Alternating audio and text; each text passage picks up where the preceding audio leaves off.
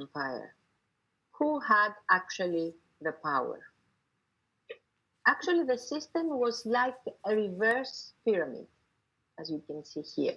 The reverse pyramid because all the power was in the consuls, which mean the monarchical branch of the Roman government in the Roman Republic, and less power was with the democratic branch of the Roman government in the Roman Republic. So wealthy people had the power, and the poor people here had less power back then. The emperor, of course, was the absolute ruler, which means that no one could question his decision.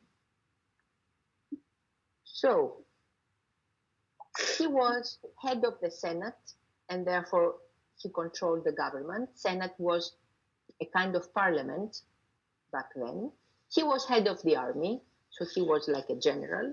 All soldiers swore an oath of loyalty to him. And he was also head of the church. He was called the Pontifex Maximus in Latin, which means great priest. And therefore, he was head of the Roman religion too. So in practice, a bad emperor could push people too far. And some emperors struggled to control the empire, and there were many rebellions and plots. Some of them were really inspiring for their people. Senators were supposed to be elected, but they always came from the same aristocratic families, and so the elections were not so clear. So senators also held all the most important government jobs. So in theory, the Senate was a kind of parliament, but in practice, all it did was agree to the emperor's laws.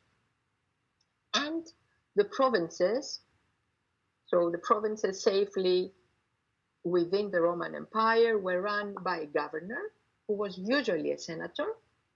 However, provinces on the borders, such as Britain or Greece or Portugal, where the legions were stationed and the wars took place, were always run by an army general. So it was a military man who ran the states, the provinces on the borders. So in order to, to control the army and to be there for war or for any attacks from the enemies. So let's take a look at the rulers of the Roman Empire, the emperors. So lots of emperors, of course, but some of them remained in history for different reasons. First of all, Julius Caesar, I think all of you know Julius Caesar, was not actually an emperor, but he was appointed as a perpetual dictator. Perpetual means constant, eternal, which meant that he alone had control because he was a dictator. And he was assassinated in the Senate by people trying to stop him becoming emperor. So he had a tragic end. Of course, Augustus, who was, remember that he was the first emperor of the Roman Empire. He took control of the empire by defeating Antony and Cleopatra. Do you know who Cleopatra was? Can someone tell me who Cleopatra was? I think she was a princess. Okay, nice try. Do you know where did she?